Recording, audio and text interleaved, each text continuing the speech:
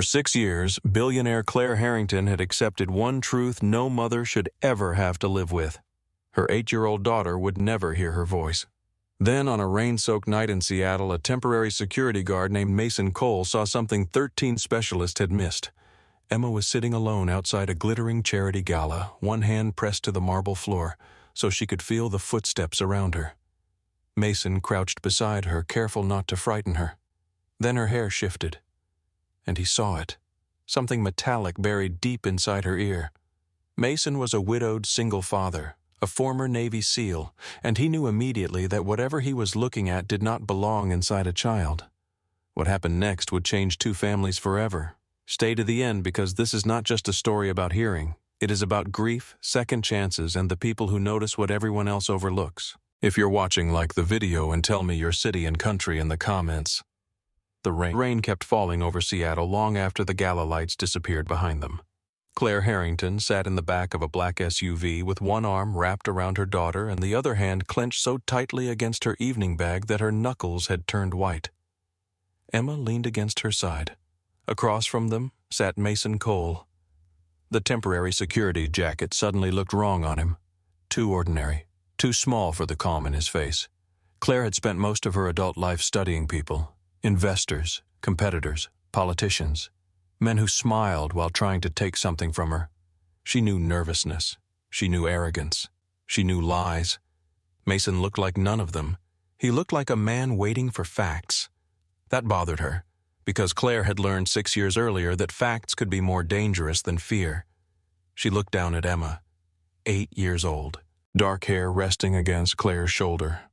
One hand still curled around the sleeve of Mason's jacket.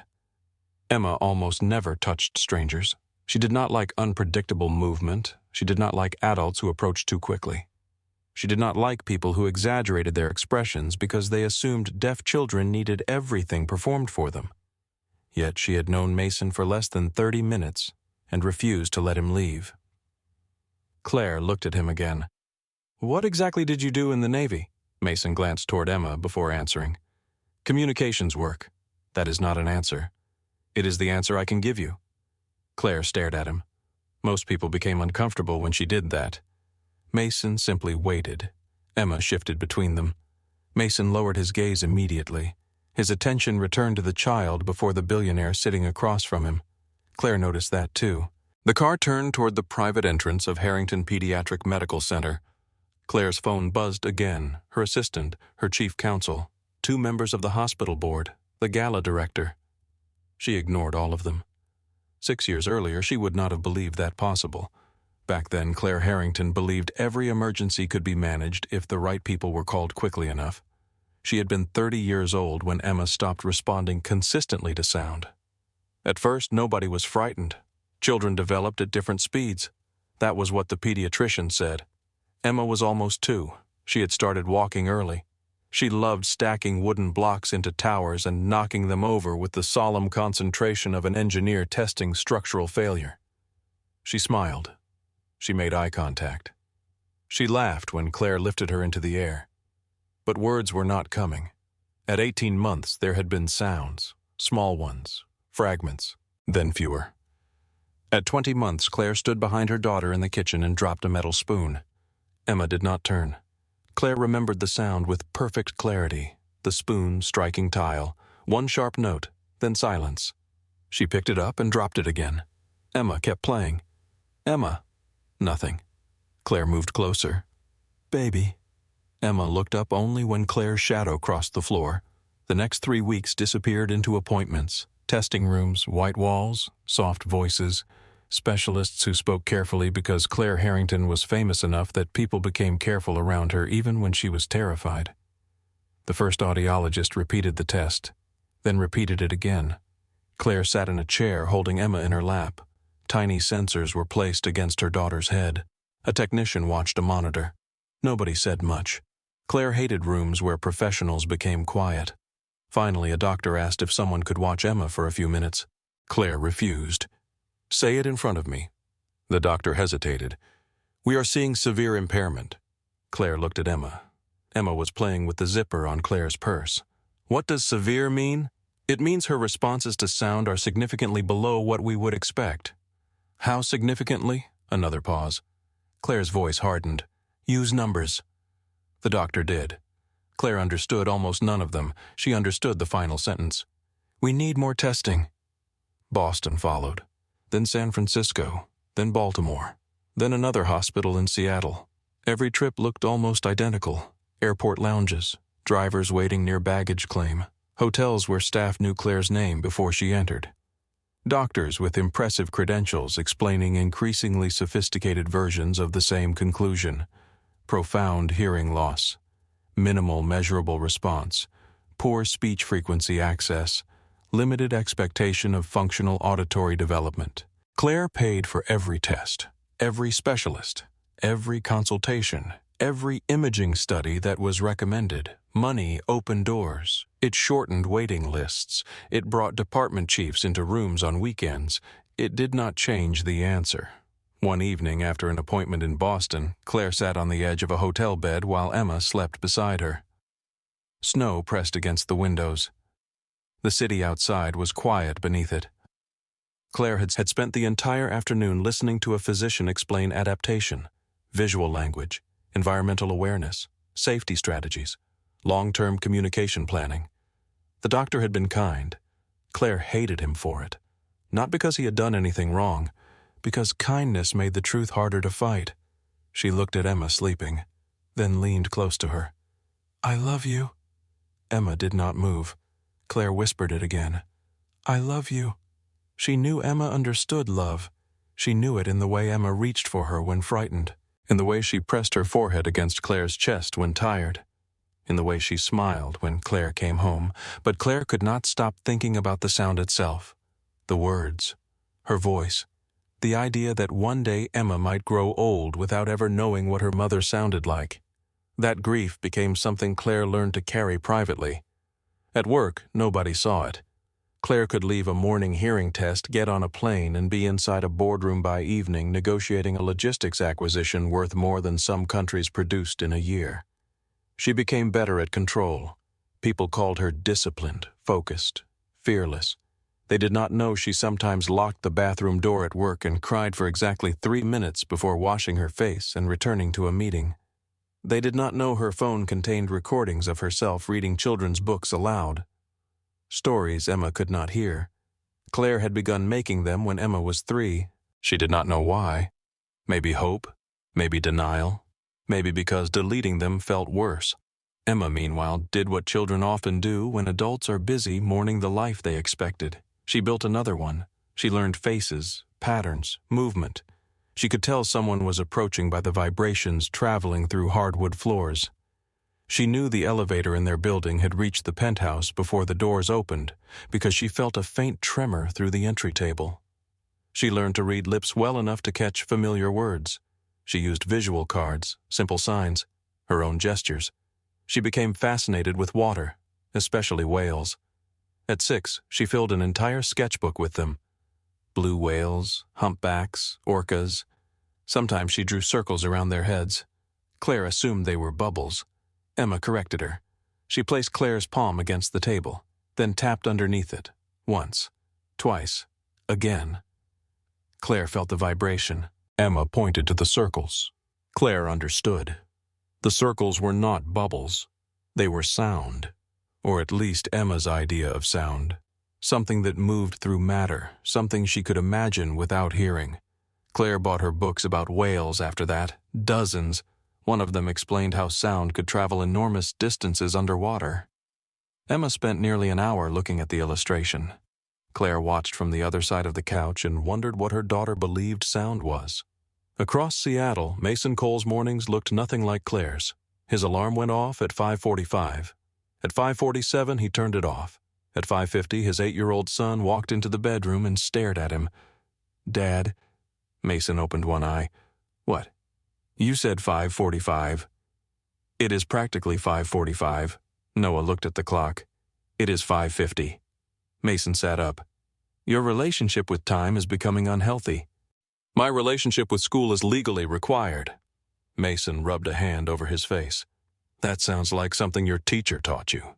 She did. Of course she did. The house in West Seattle was small.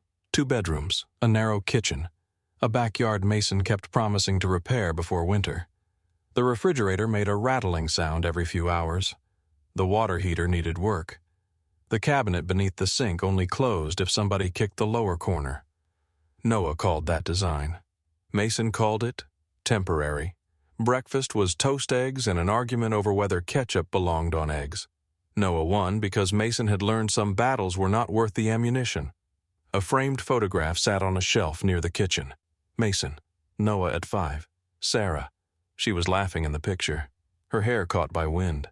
Noah had his arms around her neck. Mason rarely looked at it directly in the morning, not because seeing her hurt every time. That part had changed. Grief had become quieter.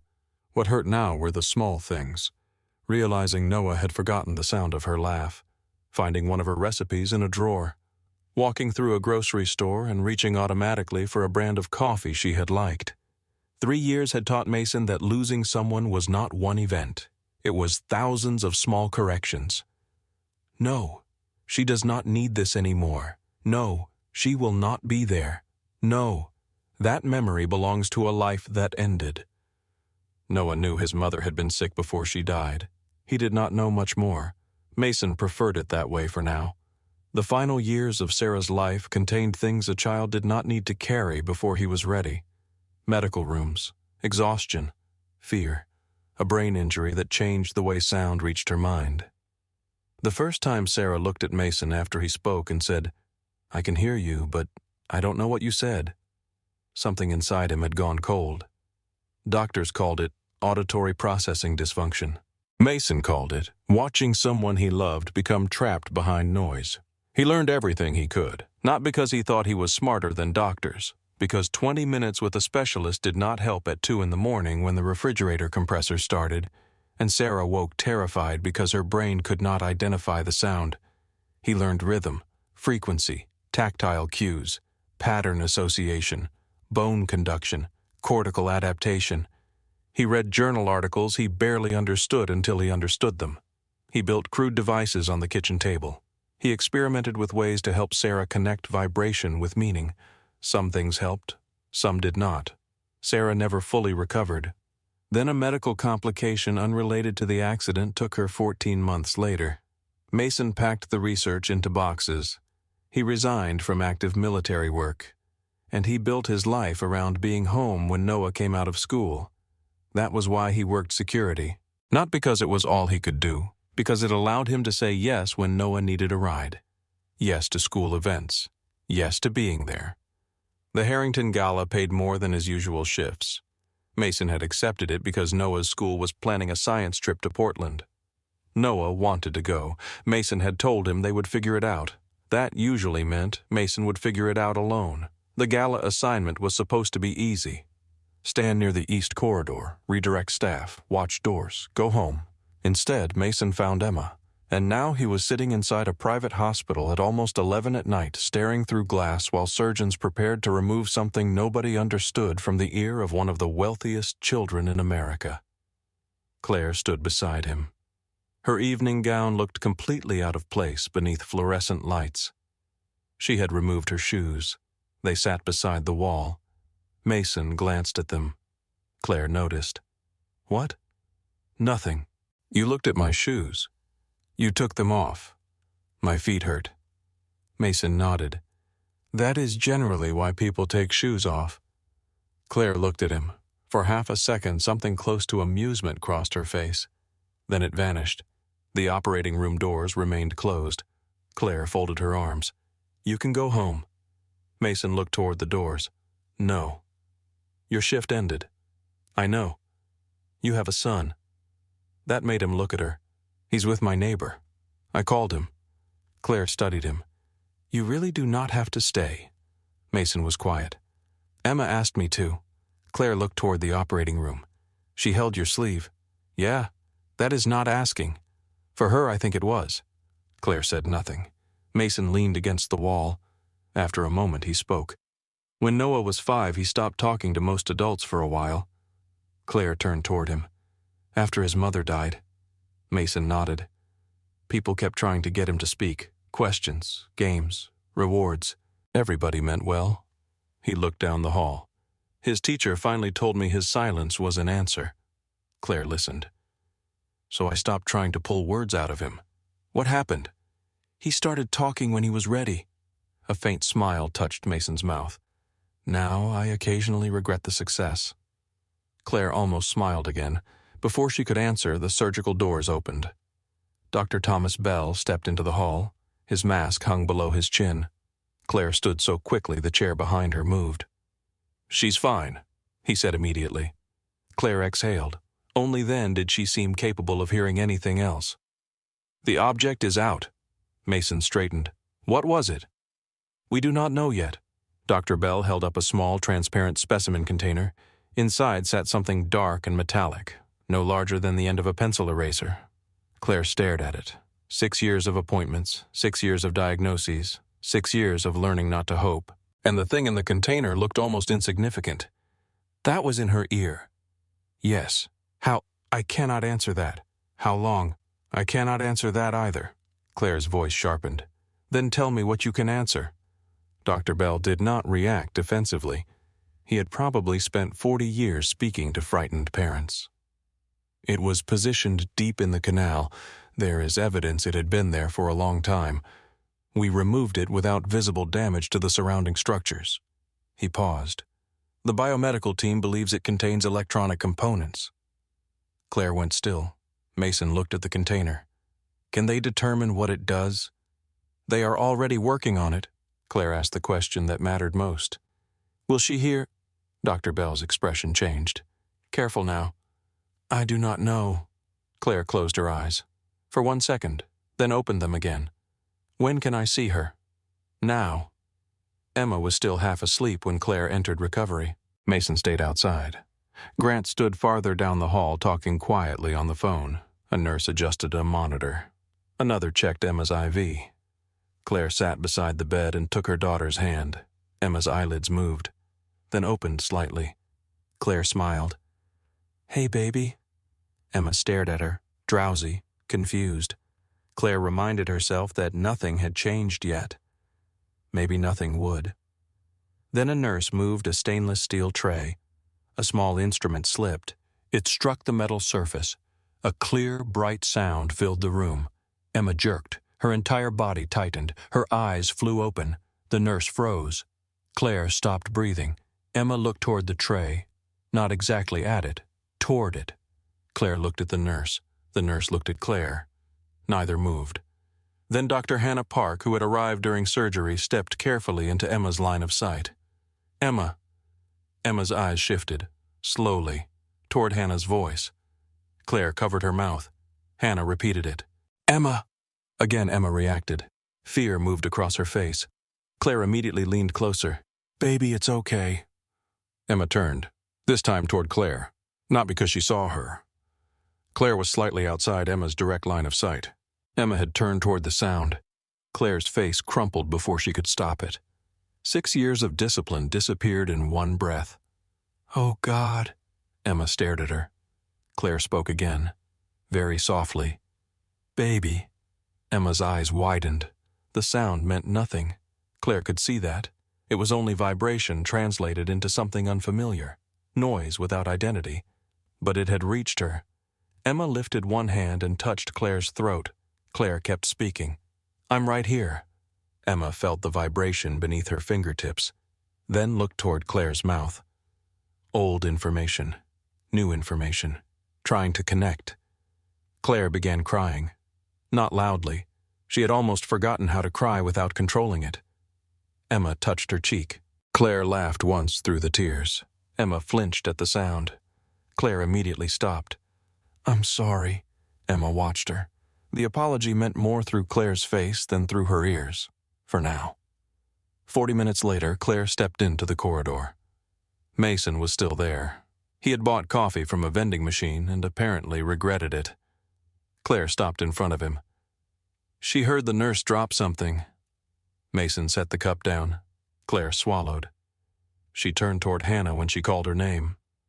Mason's eyes softened. That's good. Claire stared at him. Good. Very good. You do not sound surprised. I am. You don't look surprised. Mason glanced through the window toward Emma. "I've learned not to celebrate before I understand what I'm celebrating."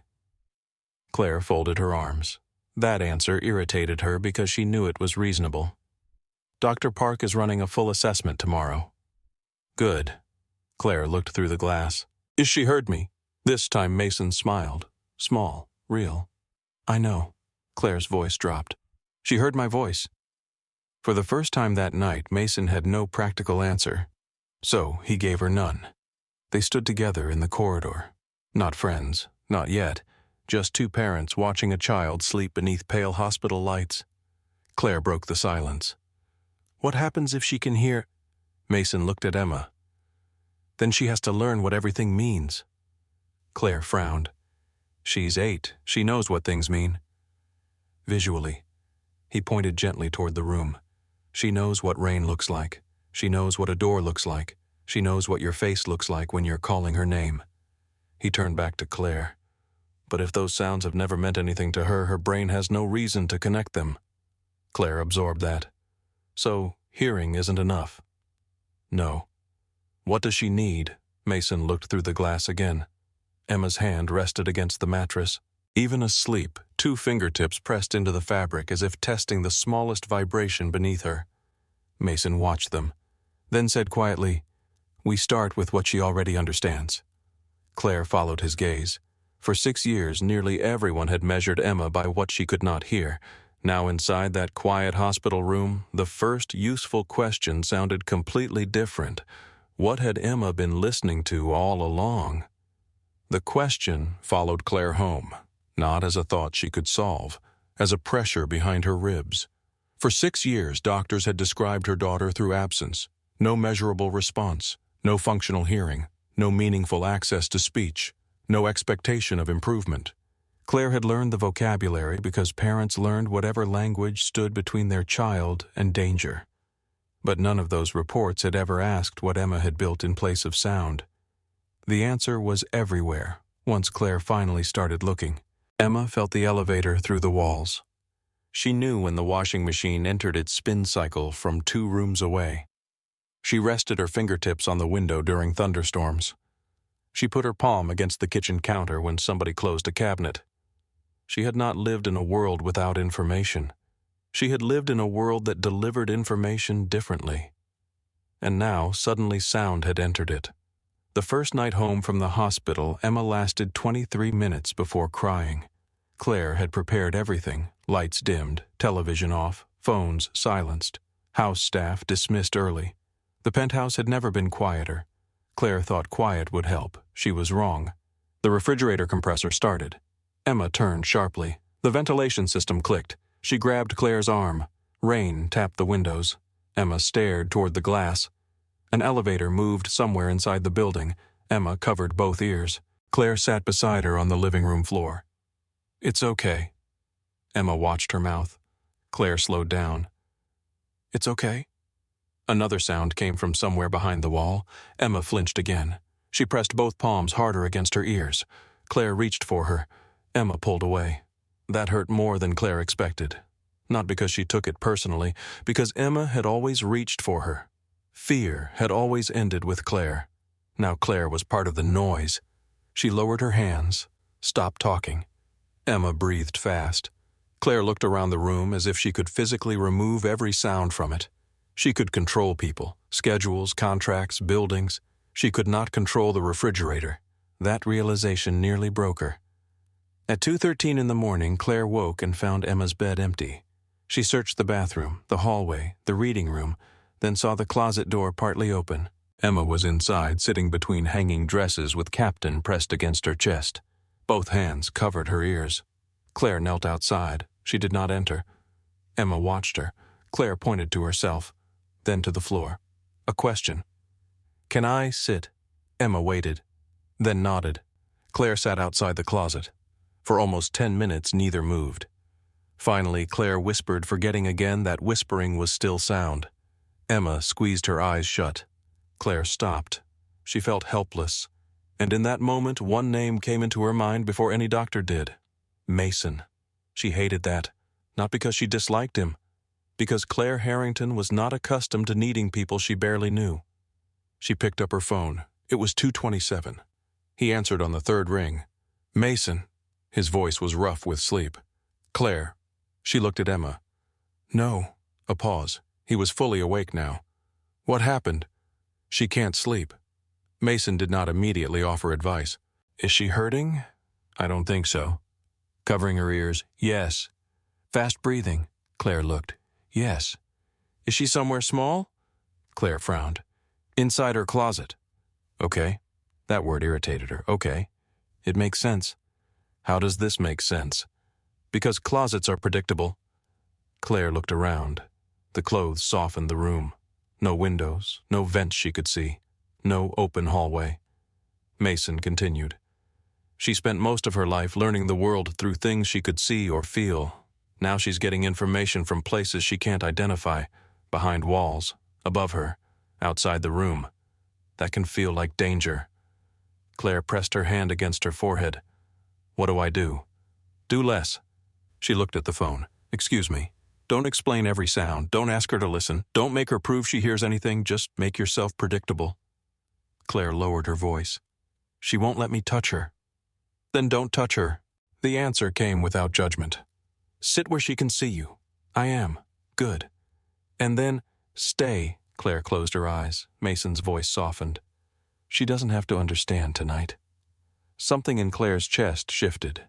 She looked at Emma. Her daughter was still watching. Not relaxed, but watching. Claire sat there until the first gray light appeared over Seattle. Emma eventually crawled out of the closet on her own. She did not climb into Claire's arms. She simply leaned against her shoulder. Claire did not speak. She just stayed.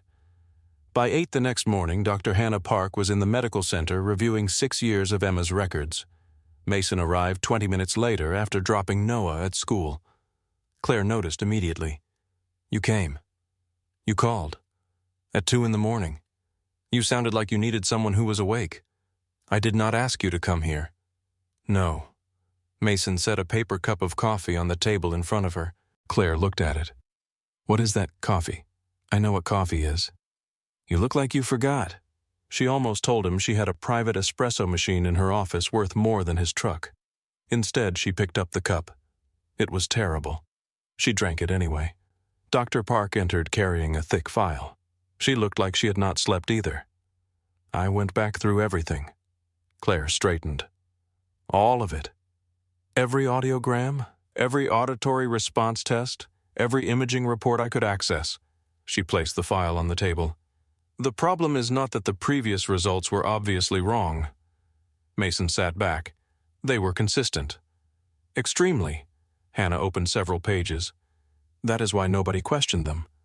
Claire looked between the reports. "Then what changed?" "The device." Hannah took a breath. "We have preliminary engineering analysis." Claire's expression tightened. "Tell me." "The capsule was generating persistent mechanical interference." Mason looked at her. "What range?" "Primarily below speech frequencies, but with harmonic components that may have affected neural processing above that range." Claire looked annoyed. "English." Hannah nodded. "It was producing vibration." Claire went still. "Sound." "Not exactly sound in the way Emma would consciously perceive it." Hannah chose her words carefully. "Think of it as a constant background signal entering the system. Her auditory pathways may have been receiving interference so continuously that her brain learned to suppress meaningful input along with it." Claire stared at the table. "For 6 years." "We do not know exactly how long." Mason leaned forward. "What powered it?" Hannah looked at him. "That was one of the engineering team's first questions." She opened another report.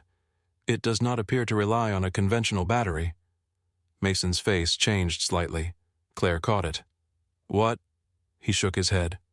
"Keep going." Hannah continued. "There is a small energy harvesting mechanism inside the capsule. Movement pressure variation, possibly some surrounding electromagnetic energy, enough to maintain intermittent output." Claire felt cold. "So somebody designed it to stay there?" Nobody answered immediately. That was answer enough. Claire looked at Mason. "You recognize something like that?" "Not that exact device, but the principle." "Yes." "From the Navy?" "Yes." What was it used for? Communication equipment. Inside ears. Near the skull. In protective systems. Different application. Mason's eyes stayed on the report. This thing is crude compared with military hardware, Claire whispered. But deliberate. Mason looked at her. Yes. Claire left the room without another word. She walked down the hallway until she found an empty family consultation room, then locked the door. She stood in front of the window. Seattle spread below. Traffic, water, clouds, people moving through ordinary mornings. She tried to imagine Emma at 2, small enough to carry on one hip, trusting every adult Claire brought into the house. Claire pressed both hands against the glass. Someone had put something inside her daughter. Not an accident, not biology, not fate, someone. Her phone was already in her hand. She called Grant Mercer. He answered immediately. Yes, Claire. I want every person who had unsupervised access to Emma between 12 months and 30 months. Grant was quiet for less than a second. Household staff. Everyone. Medical staff. Everyone. Family. Claire closed her eyes. Everyone. I'll bring in an outside team. Not corporate security. I agree. Former federal investigators. Pediatric medical experience if possible. No leaks. Understood. And Grant. Yes. Do not tell me this will take time. He paused. I won't. Good. She ended the call. The investigation began that afternoon. Claire gave them access to everything. Private calendars, payroll, travel manifests, home access logs, archived emails, medical invoices, security footage that still existed, Emma's pediatric records, old staff contracts. The investigators built a timeline on a wall in a secure office 2 floors below Claire's own. Photographs, dates, names. The first problem was simple. 6 years was a long time. People moved, companies closed, records disappeared, memories changed. But money had one advantage beyond access. It left paperwork, credit cards, wire transfers, private transportation logs, building entries, invoices nobody imagined would matter years later. Claire attended the first briefing without Mason. The lead investigator was a woman named Dana Reeves, former federal prosecutor, 52, gray streak through dark hair, no wasted words. We found something.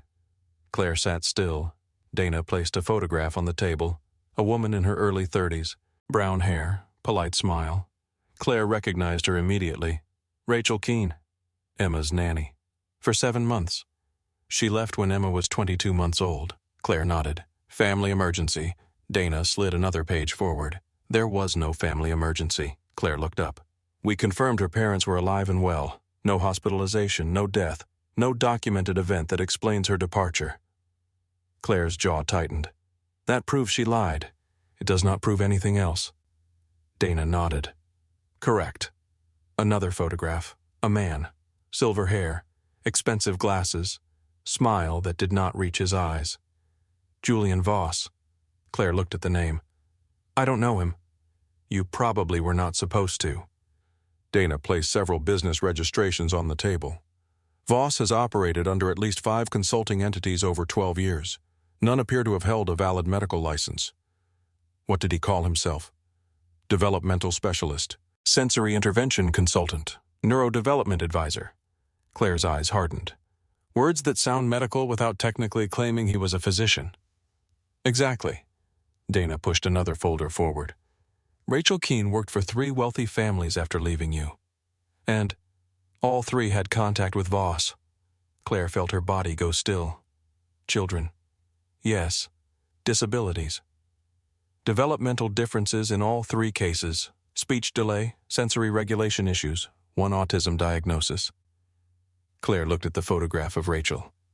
Emma had language delay, according to the records. Claire remembered. Rachel had been the one who first mentioned it. Just casual concern. Emma does not seem to say as many words as other children. Maybe ask the pediatrician. Claire had thanked her. Trusted her. Dana continued. We also found repeated payments from Rachel to one of Voss's companies during the month she worked for you. Claire looked up sharply. From Rachel. Yes. Why would a nanny pay him? We do not know. Dana folded her hands. But one possibility is that she was bringing Emma to him privately. Claire's expression became dangerous. She never had permission. We know. She never had permission to take Emma anywhere except parks classes and appointments on our schedule. Dana nodded. We checked transportation logs. Claire waited. On 4 dates, Rachel's car left your residence while you believed Emma was at home. The vehicle's location data places it near a private medical office building in Bellevue. Claire stopped breathing. Dana did not rush her. Voss leased space in that building under a company called North Star Developmental Systems. Claire looked down at the table. The room seemed to narrow. 4 dates, 4 ordinary days. Claire could picture them. She was probably in meetings, on planes, on calls. She had trusted the woman holding her daughter. Do we know what happened there? Not yet. Claire stood. Dana remained seated. Find her. We are. Find both of them. We will. Claire turned toward the door. Dana spoke again. Claire. She stopped. If this develops the way it appears to be developing, there may be things you learn that you cannot unlearn. Claire looked back. My daughter lived with the consequences for 6 years. Her voice was very quiet. I can live with knowing why. That evening, Mason brought Noah to Claire's home for the first time. Claire almost canceled. Emma had asked about him repeatedly all day, not with speech, not yet, with a dark hair card and a gesture she used for where. Then she had pointed at the door. Claire understood. Mason arrived at 6:10. Noah stood beside him wearing a backpack and carrying a large book against his chest. He stepped into the entryway and stared at the ceiling. The penthouse had 12-foot ceilings, enormous windows, and a view over Seattle that could silence adults. Noah looked around for 3 seconds. Do you have cereal? Mason closed his eyes. Claire blinked. Yes. What kind? Noah. What? Mason looked at Claire. I'm sorry. Claire felt something in her chest loosen. We have several kinds. Noah nodded seriously. Good. Then he noticed Emma. She stood near the living room doorway holding Captain. Noah stopped. Mason did not introduce them immediately. He waited. Noah looked at Emma. Emma looked at Noah. Then Noah raised one hand, a simple wave. Emma watched, then waved back. Noah held up the book. The cover showed a giant Pacific octopus. Emma's attention shifted instantly. Noah walked halfway toward her, then stopped. Can I show you? Emma watched his mouth, did not understand. Mason pointed to the book, then to Emma. Question. Emma nodded. Noah sat on the floor. Emma sat several feet away. He opened the book. Within minutes, the distance shrank. Noah talked too fast. Mason corrected him twice. Then Emma reached out and put 2 fingers against Noah's throat. He froze. Claire's breath caught. Mason did not move. Noah looked at Emma's hand, then at his father. What is she doing? Feeling your voice. Noah considered this, then spoke again. Octopus. Emma felt the vibration. Noah smiled. That's weird. Mason's eyebrows lifted. Noah immediately added, Good weird. Emma did not understand the sentence, but she understood his face. She smiled. Claire turned away before anyone saw what happened to hers. Later, Noah tapped a rhythm on the coffee table. Emma copied. He changed it. She copied again. Mason joined. 3 people around a table communicating without needing a single shared spoken sentence. Claire stood near the kitchen. Her phone vibrated. Dana Reeves. Claire stepped into the hall to answer. We found Rachel. Claire's body changed instantly. Where? Oregon. Have you spoken to her? Not yet. Why not? Because I wanted you to know something first. Claire waited. Dana's voice lowered. We found another family. Claire looked toward the living room. Emma was laughing silently at something Noah had done. What family? Rachel worked for them 2 years after you. And their son underwent what the parents believed was an experimental sensory assessment. With Voss. Yes, Claire gripped the phone. What happened? The parents stopped treatment after the child developed severe headaches. Claire closed her eyes. Did they report him? They tried. What do you mean tried? Voss disappeared before the complaint was completed. The business closed. The lease ended. Another company appeared in another county months later. Claire's voice went flat. Did their child have anything implanted? We do not know. A cold pressure settled inside Claire. Have him examined. We suggested it. Dana, we cannot order medical procedures for another family's child. Claire knew that, hated that she knew it. Dana continued, but they agreed to contact their physician. Claire stared through the doorway. Emma had placed captain on Noah's book. Noah was explaining something about whales now. Mason sat beside them. Not controlling, not performing, simply there. Dana said, "There's more." Claire turned away from the room. "What?" "We located archived records from North Star." "How?" "Former landlord kept backup files from an abandoned server as part of a rent dispute." Claire barely breathed. "Emma, not by name." Claire's pulse dropped. "But there are case codes." Dana paused. "One begins the same week Rachel's car first appeared at that building." Claire's hand tightened around the phone. "What does it say?" "Preliminary sensory modulation trial. Female. 20 months. Claire closed her eyes. The hallway disappeared. For a second she saw Emma as she had been then. Tiny shoes, dark curls, round cheeks. Trusting everyone because Claire trusted them first. Dana continued carefully. "There are notes about adverse response after the third session." Claire's voice barely existed. "What kind of response?" "Pain, disorientation, reduced behavioral response to auditory stimulus." Claire pressed a hand against the wall. "And then, the records become incomplete. Read me the last entry." Dana hesitated. "Claire, read it." Paper moved on the other end. Dana read. "Interference protocol initiated to stabilize presentation and reduce diagnostic exposure." Claire said nothing. The words made no sense. Then they did. Diagnostic exposure, not treatment, not recovery. Exposure. The risk that someone would discover what had happened. The hallway tilted. Claire lowered the phone. Mason was suddenly there. He had seen her face from the living room. "Claire?" She held up one finger. Not now. Not because she wanted him gone. Because if he touched her, she might collapse. Dana's voice remained on the phone. "We do not yet have proof that the record refers to Emma." Claire stared at Mason. "What is an interference protocol?" Mason's expression changed. Dana went silent. Claire put the call on speaker. "Tell him." Dana summarized the record. Mason listened. His face became very still. The military kind of stillness Claire had seen once before. In the corridor, when he first noticed the object. "What does it mean?" Claire asked. Mason looked toward the living room. Emma and Noah were still playing. He lowered his voice. "If the notes mean what they appear to mean, something went wrong during whatever Voss was doing." Claire already knew. "And the device," Mason's jaw tightened, "may not have been intended to treat anything." Claire swallowed. "It was meant to hide it." Mason did not say yes. He did not need to. Claire walked into her office, closed the door. Mason followed only after she looked back at him. The moment the door shut, Claire placed both hands on her desk. "I hired her."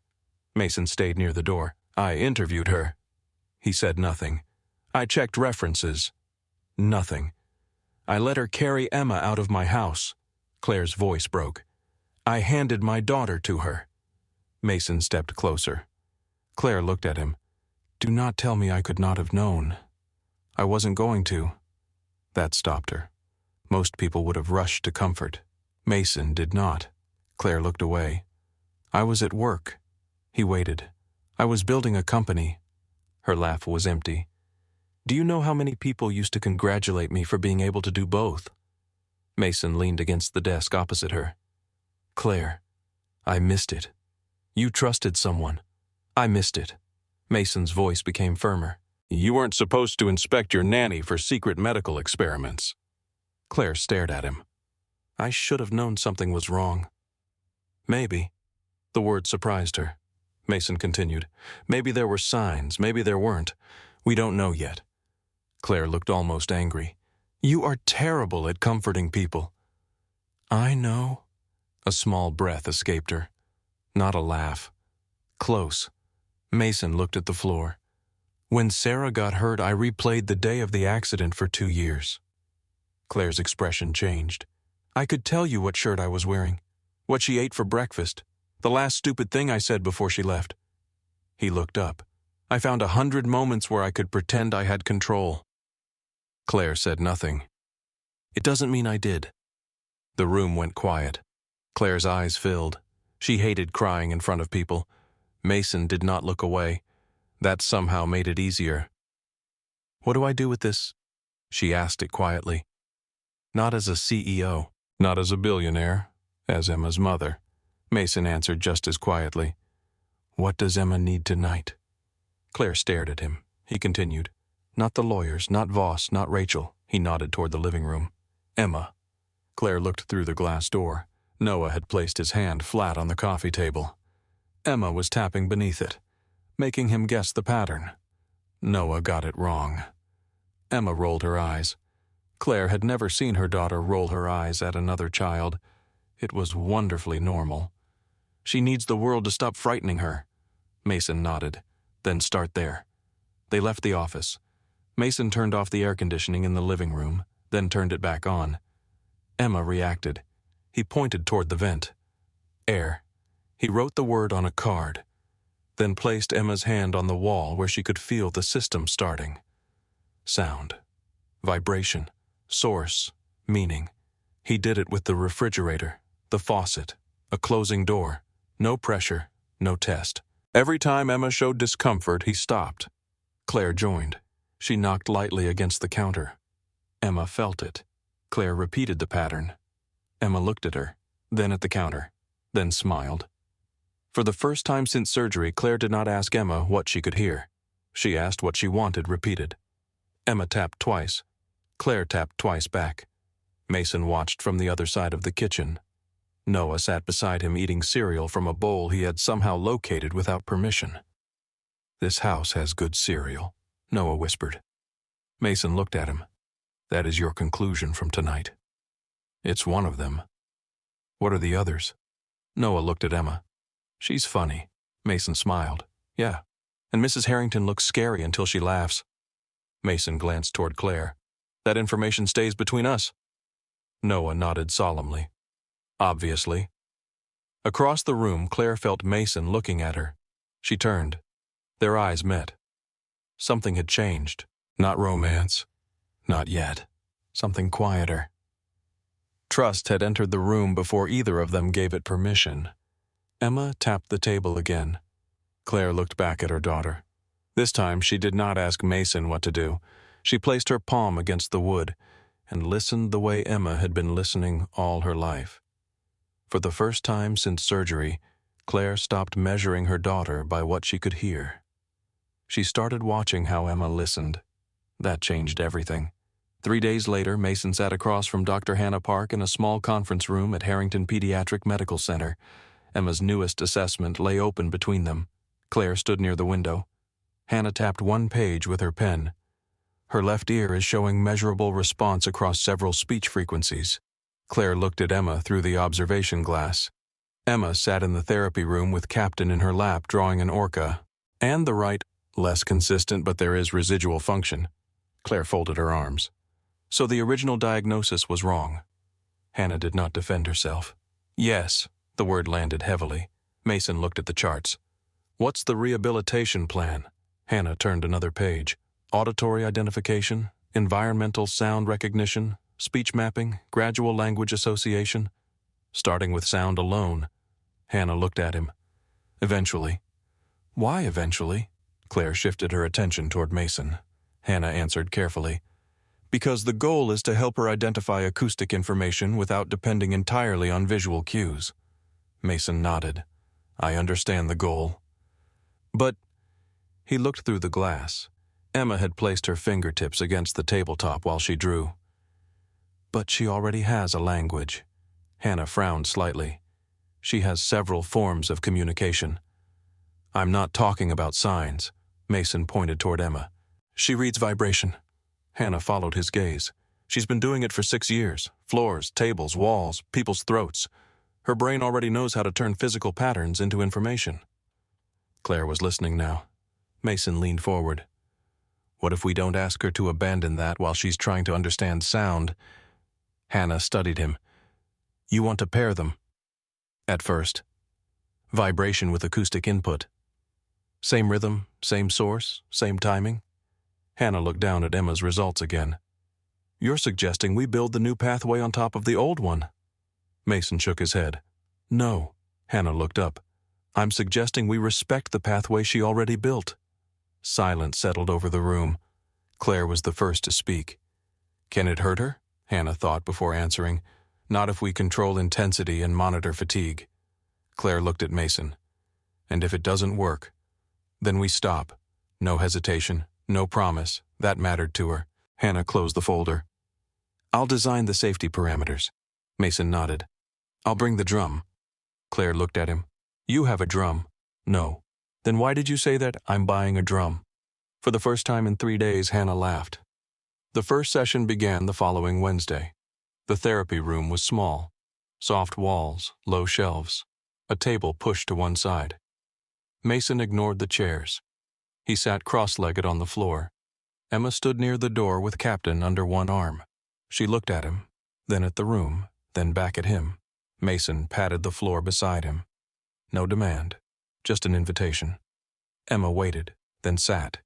He reached into a canvas bag and pulled out a small hand drum. Nothing medical, nothing intimidating, just wood skin and a simple hollow body. He placed one hand against the surface. Tap. Emma looked at his fingers. Tap. She shifted slightly. Mason tapped twice. Emma put her palm against the drum. He waited, then tapped again. Her eyes sharpened.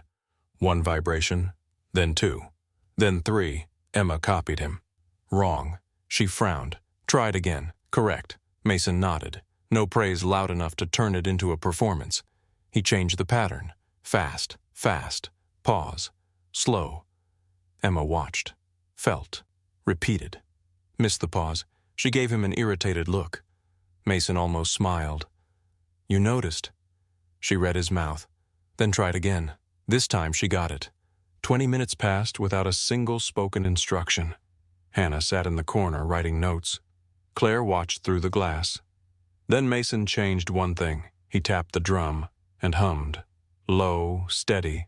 The note vibrated through his chest, through the floor, through the drum.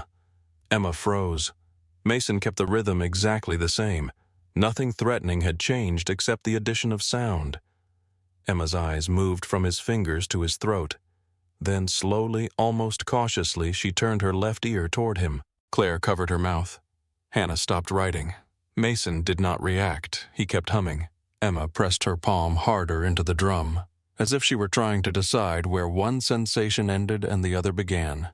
When Mason stopped, she stayed perfectly still, then tapped the drum herself. Once. She waited. Nothing. She tapped again, then looked at Mason. He understood. She wanted the other part. He hummed again. Emma's eyes widened. Her hand moved to his throat. Mason let her feel the vibration, for 3 seconds, then 5. Emma looked toward Claire behind the glass, not because she could see her, because she knew her mother was there. Claire smiled. Emma looked back at Mason and tapped again, more. That first session lasted 37 minutes. The next one lasted 12. Emma walked into the room, heard a cart roll down the hallway, covered both ears, and refused to continue. Nobody forced her. The session after that went well. The one after that did not. Progress came without manners. Some days it entered boldly. Other days it refused to come through the door. On the 3rd week, Emma reached the hallway outside the therapy room and stopped. Claire held up a card. Ready. Emma stared at it, then shook her head. Claire changed cards. 5 minutes. Another headshake. Hannah tried. Emma crossed her arms. The expression on her face was so final that Claire almost admired it. Almost. We have to do something, Claire whispered. Hannah shook her head. Not necessarily. Claire looked at her. Her session started 15 minutes ago. Emma's nervous system does not care about the appointment calendar. Claire sighed. Then footsteps sounded from the far end of the hallway. Mason appeared, carrying the canvas bag. Sorry. Claire glanced at her watch. You're 20 minutes late. Noah's bus never showed. He looked at Emma, then at the therapy room door, then back at Claire. How long since we got here? Mason sat on the floor beside Emma. Claire stared at him. What are you doing? Skipping therapy. Hannah raised one eyebrow. Emma looked sideways at him. Mason leaned against the wall. I don't want to go in either. Emma studied his mouth. He pointed toward the room, then made a face. The place smells weird. Claire looked at Hannah. Hannah whispered, He's not wrong. Mason pulled out his phone. A simple metronome appeared on the screen. The visual pulse flashed. Emma watched. Mason set the phone on the floor. He did not ask her to touch it, did not ask her to listen. After a minute, Emma moved one finger toward the screen. The beat changed. She looked at Mason.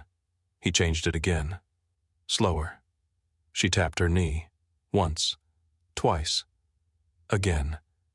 10 minutes later, she picked up the phone, stood, walked into the therapy room. Mason followed.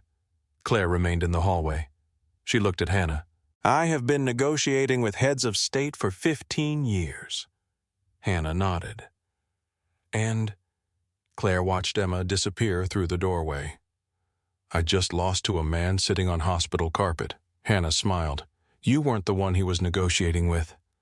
That night, Mason came home later than usual. Noah was in the backyard. He was kicking a soccer ball against the fence, hard. The ball struck wood, returned. Noah kicked again. Mason set his keys on the patio table. You hungry? No. Homework done. Mostly. That means no. Noah kicked again. Mason watched him. You mad at me? No. The ball hit the fence, came back. Noah kicked harder. Mason waited. 3 years of raising a grieving child had taught him that silence was rarely empty. Finally, Noah stopped the ball beneath one shoe. You missed practice. Mason's stomach tightened. I know. You said you would come. I know. Was Emma having therapy? Mason did not lie. Yeah. Noah looked down. Okay. That word sounded too familiar. Mason walked closer. No. Noah frowned. What? Don't give me okay if it isn't okay. Noah's face tightened. I said it's okay. You kick the ball at the fence like you're trying to kill it when things are okay. Noah looked away. Mason crouched. Talk to me. Noah's eyes became wet before his voice changed. You help Emma every time she's scared. Mason said nothing. Every time she needs you, you go. Noah rubbed his nose. What if I need you and you're there? The question struck Mason harder than anything that had happened inside a hospital. He sat down in the grass. Noah stood in front of him. Mason looked at his son. I messed up. Noah's expression shifted. Children expected explanations. Adults rarely gave them apologies. Mason continued. I told you I'd be there. You were helping her. I know. So it was important. So are you. Noah looked at him. Mason held his gaze. Helping Emma does not give me permission to break promises to you. Noah swallowed. Are you going to stop helping her? No. That answer hurt him. Mason saw it. But I'm going to do it differently. The following morning, Claire solved the wrong problem. I can arrange transportation for Noah. Mason stood in her kitchen holding a cup of coffee. No. A driver can take him to practice. No. I can also hire someone to handle school pickup when you're at the center. No. Claire set down her tablet. Mason, this is not complicated. It is. Why? Because my son does not need employees. Claire went still. He needs me. The words were sharper than Mason intended. Claire's face hardened. And Emma needs someone who knows how to reach her. That does not make Noah less important. I never said it did. You tried to solve him with a driver. Claire stared at Mason. Years of people agreeing with her had not prepared her to enjoy being challenged. I was trying to help. I know. Then stop acting like I suggested sending him to boarding school. Mason put down his coffee. You don't get it. Claire's expression changed. Then explain it. He looked away. Sarah got sick, then she died. For years, Noah had one parent physically in the house and half a parent mentally somewhere else. Claire's anger vanished. Mason continued. I promised myself he would never have to compete with someone else's emergency for me again. Claire looked toward the living room. Emma was sitting on the rug drawing. Noah was not there. The house suddenly felt too quiet. Claire spoke more softly. Then I made the wrong offer. Mason looked at her. Yeah. She nodded once. Okay. That afternoon, Claire moved Emma's Thursday therapy session, then Saturday. She asked Hannah to create a fixed schedule that did not overlap with Noah's school events unless there was a medical reason. No driver, no nanny, no solution purchased around Mason. When Noah came over Saturday, Claire sat beside him at the kitchen island. I made a mistake. Noah looked suspicious. Adults say that rarely. He considered this. What mistake? I tried to make your dad more available to Emma by taking things away from you. Noah looked at Mason across the room. Mason stayed silent. Claire continued. That wasn't fair. Noah shrugged. My dad does that too. Claire raised an eyebrow. What does he do? Tries to fix everything with duct tape. Mason looked offended. Duct tape has a proven record. Noah ignored him. Claire smiled. I usually use money. Noah thought about it. Does it work? Claire looked toward Emma. Not as often as I used to think. A week later, Mason arrived with something large wrapped in canvas. Emma pointed immediately. He set it on the low table, a rectangular wooden board. Smooth surface, foam supported beneath the edges. A small speaker mounted underneath. Hannah leaned closer. You built this. Noah helped. What does it do? Mason connected his phone. It lets her feel frequency changes cleanly through a single surface. Emma placed both palms on the wood. Mason played a low tone. The board vibrated. Emma's eyes widened. He shifted higher. Her expression changed. She lifted one hand upward. Mason nodded. Higher. She watched his mouth, then made the gesture again. Higher. Mason moved through several frequencies. Slowly. Never asking more than Emma offered. Then he played music. Cello. One long, deep note entered the room. Emma's entire body changed. She leaned toward the board, pressed both hands flat. Another note. Then another. Complex now, moving. Emma closed her eyes. Claire had never seen her do that during therapy. Every session before Emma relied on sight. Now she removed it. She was trusting something else. The cello continued. Emma placed one cheek against the board. The vibration moved through wood and skin. Her face softened. Mason watched her. No instructions, no correction, no clinical language. Just time. When the piece ended, Emma opened her eyes. She looked at Captain, then placed the stuffed rabbit on the board. Mason smiled. You want to know if he can feel it? Emma pointed at him. Yes. Mason played the passage again. Emma held Captain against the wood. She watched the rabbit, then looked at Mason. He leaned closer. Captain gets music too. Emma smiled. Behind the glass, Claire wiped tears from her face. This time she did not hide them. That evening, Claire found Mason alone in the therapy room packing the resonance board. I want you to work for the foundation. Mason did not look up. I already do. You consult. I help Emma. I want you to build this into a program. Mason stopped. Claire continued. Under Hannah's clinical supervision, proper oversight, proper evaluation. Mason shook his head. Claire, I'm serious. I don't have the qualifications. You have knowledge. Those are not always the same thing. I know. That made him look at her. Claire stepped closer. I have spent most of my life surrounded by qualified people. Her gaze moved toward the board. 13 qualified specialists looked at Emma. Mason's jaw tightened. That isn't fair. No, Claire nodded. It isn't. She took a breath. Hannah has credentials you don't have. You have experience she doesn't have. I am not asking either of you to pretend those differences do not exist. Mason stayed quiet. I'm asking you to build something together. He looked down at the board. Claire waited. Finally, Mason said, There's something you don't know. She did not interrupt. My wife didn't just get sick. He pulled out a chair and sat. Claire sat opposite him. Sarah was in a car accident 3 years before she died. His voice changed. Flat, controlled. Traumatic brain injury. Claire listened. She could hear sound afterward. Mason stared at his hands. but she couldn't always understand it. Claire's expression softened. Auditory processing. He nodded. A door slamming could sound like danger. My voice could sound like noise. Sometimes she'd understand every word. Sometimes she'd look at me like I'd started speaking another language. He swallowed. I spent 2 years trying to understand why. Claire said nothing. I read everything I could find. Brain mapping, sensory substitution, rhythm, bone conduction, cortical adaptation. His mouth tightened. Some of it helped, and some didn't. No. Mason looked toward the observation window. She never got all of it back. Claire's voice was quiet. Then she died. 14 months later. Different complication. Silence filled the room.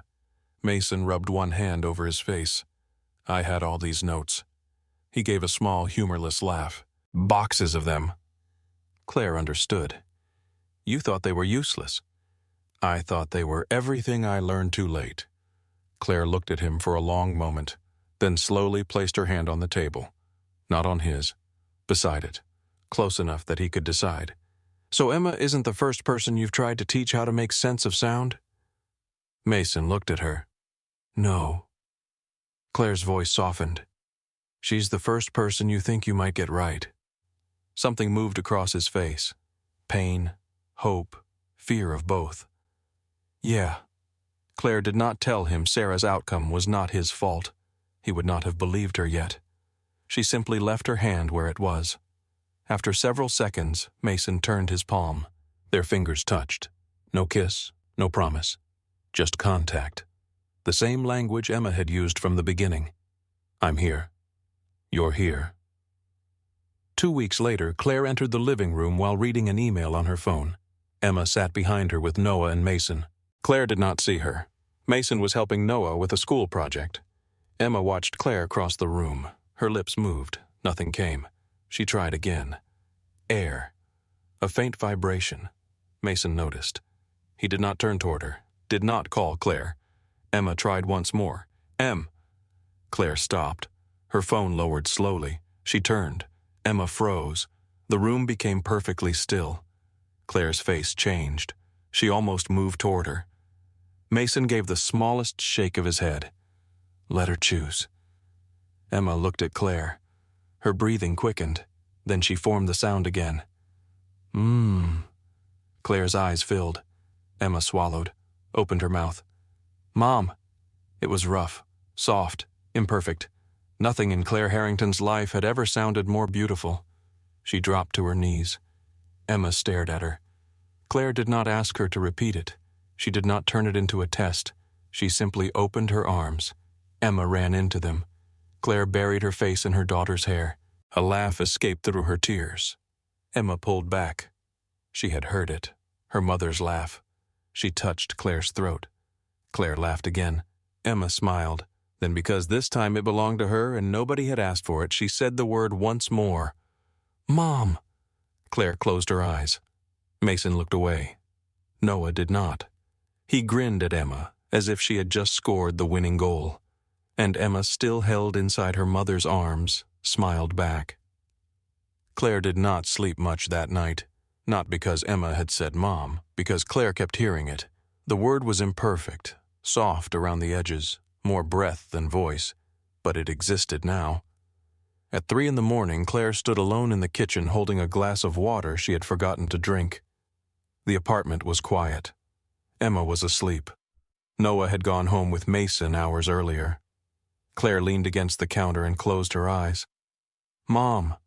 She had spent 6 years imagining what it might sound like. In every version, the moment had been dramatic, clear, certain, the kind of thing people put in movies because real life rarely gave anyone enough time to understand what was happening while it happened. Reality had been different. Emma had looked terrified. Claire had nearly ruined it by moving too quickly. Mason had stopped her without saying a word. That detail stayed with Claire almost as much as the sound itself. He had known when not to interfere. Most people in Claire's life were valuable because they knew when to act. Mason was becoming valuable for another reason. He knew when to stay still. The following morning, Claire entered the Harrington Dynamics boardroom carrying a folder marked Children's Fund Allocation. 12 people sat around the table. Some had worked with her for more than a decade. Some had built companies before Claire finished college. All of them knew how to read a proposal. None of them knew why her hands were colder than usual. Richard Kessler sat 4 seats to her right, 61, silver hair, tailored suit, one of the longest-serving members of the board. He had the kind of face that rarely betrayed surprise because he considered surprise evidence that somebody had not prepared properly. Claire respected him, which made disliking him more complicated. She placed the folder on the table. "We are reallocating $10 million from the Children's Fund Reserve into a pediatric auditory adaptation pilot." Richard opened his copy. "Reallocating? Yes. Not increasing? No." He read the first page. "Clinical Director Dr. Hannah Park." "Correct." His eyes moved lower, then stopped. "Mason Cole." Claire sat. "Yes." Richard looked up. "Program Director. Adaptive Sensory Methodology." That title appears to have been written around the man. It was written around the work. Richard turned another page. The man was working temporary event security 2 months ago. Claire folded her hands. He was. A younger board member looked down as if suddenly very interested in her notes. Richard did not. "Do you hear how that sounds?" Claire's expression remained calm. "I hear exactly how it sounds." "Good." Richard leaned back. "Then explain why this board should invest $10 million into a methodology designed in part by someone without a medical degree, an audiology credential, a clinical license, or formal research appointment." Claire felt the first spark of anger. She did not use it, not yet. Dr. Park reviewed the methodology. I read her letter. "Then you know she found enough merit to test it under clinical supervision." "I know she supports a controlled pilot." "That is what I am proposing." Richard tapped the page. "You are also proposing that the father of your daughter's rehabilitation breakthrough hold a leadership role in a program funded by your company." There it was. Not an accusation. Something more dangerous. A reasonable question. Claire looked around the table. "Yes." Richard raised his eyebrows. "That does not concern you." "It concerns me enough that I included independent review." He glanced down. Claire continued. "External Ethics Council, independent audiology oversight, separate financial reporting, physician referral requirement for every child." Richard turned another page. "No experimental intervention without guardian consent." "Correct." "No public claims of hearing restoration." "Correct." "Transparent reporting of unsuccessful cases." "Correct." He stopped reading. Claire met his eyes. "I am not asking this board to fund a miracle." The room quieted. "I am asking this board to investigate whether an approach built around tactile mapping can help some children process sound more effectively."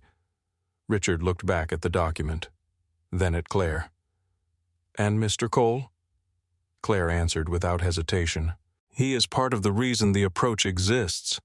That did not satisfy him. She knew it would not. The proposal passed 7-5. It was enough. Mason found out while standing in a grocery store comparing 2 boxes of cereal. Claire called. He answered. "Hey, it passed." Silence. Claire smiled despite herself. "That reaction is difficult to interpret." "I'm holding cereal." "What does that have to do with anything?" "I thought the board meeting was tomorrow." "It moved." "Of course it did." Claire waited. Mason finally said, "How bad does 7-5? "That's not good." "It's a majority." "That's not what I asked." Claire leaned back in her office chair. "Richard Kessler thinks you are underqualified." "He's right." Claire's smile disappeared. "Mason." "I am. You are not allowed to agree with people who annoy me." "That's not how qualifications work," she exhaled. "He wants independent review." "Good." Claire paused. "You think so?" "Yes." "Why?" "Because if this only survives while you control the room, it isn't a program." That answer irritated her, mostly because he was right. Mason continued. "If we're helping children, somebody should be checking our work." Claire looked through the glass wall of her office at the city. "You're very inconvenient." "I've been told. You start Monday." A pause. "Monday. Unless cereal shopping has become a full-time commitment." "Noah eats like a raccoon." I don't know what that means. It means everything is gone by Wednesday. For the first time all day, Claire laughed. The pilot opened 6 weeks later. 12 children, 12 families, 12 different reasons for being there. Nothing about them was simple. One child had partial hearing after meningitis. Another had auditory processing difficulties following trauma. A 6-year-old girl named Mia had spent 3 years failing conventional sound association exercises despite measurable hearing. A boy named Jordan understood low-frequency environmental sounds but could not reliably map speech. And then there was Luke, 7 years old, thin, serious, blonde hair that fell over one eye. His mother Rebecca had driven 3 hours from eastern Washington for the intake. His father had taken unpaid leave. They sat across from Mason and Hannah with the particular expression Mason had seen before, hope mixed with exhaustion. It was the most dangerous expression in medicine, because desperate people could turn possibility into promise without anyone ever saying the word. Hannah explained the program carefully. This is not a cure. Rebecca nodded too quickly. We understand, Hannah continued. We cannot predict how Luke will respond. We understand. Mason watched them. They did not understand. Not because they were careless. Because parents heard with fear. He leaned forward. Can I say something? Rebecca looked at him. Mason folded his hands. Emma Harrington's outcome does not tell us what Luke's outcome will be. Rebecca's face changed. Barely. Mason continued. What helped Emma might help him. He looked at Luke through the glass. Might. Rebecca swallowed. We've been told no for 4 years. Mason nodded. I know. We came here because you're the first place that didn't say no. Mason's voice softened. We're saying we don't know. Rebecca looked down. Mason hated doing this. That was why it mattered. I can promise we'll pay attention. He paused. I can't promise the result. Luke began therapy the following week. Mia responded quickly. The first time Mason paired a low vibration with a sustained tone, she looked toward the speaker before anyone prompted her. Jordan took longer. By week 3, he started matching rhythms between tactile and acoustic cues. Luke showed almost nothing. Week 1, nothing. Week 2, minimal response. Week 3, he tolerated the resonance board but showed no reliable mapping progress. Week 4, still nothing measurable. Rebecca remained positive, too positive. Every time Luke entered the room, she smiled as if determination could protect him from disappointment. Mason began staying late. He reviewed session recordings, changed timing, adjusted vibration intensity, read Hannah's notes twice, then 3 times. One evening, Claire found him asleep at a desk with his forehead resting on a stack of reports. She stood in the doorway. His laptop glowed beside him. Luke's chart filled the screen. Claire walked over and touched the desk. Not him. The vibration woke Mason. He sat up immediately. What time is it? 9:30. He looked toward the clock. Damn. Noah. At my neighbor's. Claire's expression tightened. Mason saw it. I called. That isn't the point. He rubbed his face. What are you doing here? I own the building. Technically, the foundation leases this floor. Claire stared at him. You're impossible when you're tired. I'm charming when I'm rested. No evidence supports that. Mason almost smiled. Then his eyes returned to Luke's chart. Claire followed his gaze. He's not progressing. No. You knew some children wouldn't. Knowing is different. From what? Watching it. Claire pulled out the chair across from him. Mason. He kept looking at the screen. He's 7. I know. His parents sold their second car to stay in Seattle for 6 weeks. Claire's face changed. Did they tell you that Rebecca mentioned it? Mason closed the laptop. They came here because they think I can do for Luke what I did for Emma. You didn't do it for Emma. He looked at her. Claire continued. You helped. That's not how they see it. Then correct them. He laughed once without humor. You think I haven't? Claire watched him. There was something familiar in his expression now. Something older than Luke. She understood. This isn't about him. Mason's jaw tightened. Don't. It's about Sarah. I said don't. Claire sat back. You are treating every child who doesn't improve like proof that you failed your wife. Mason stood. That's not what I'm doing. Then why are you here at 9:30 at night after missing dinner with your son? He looked away. Claire stood too.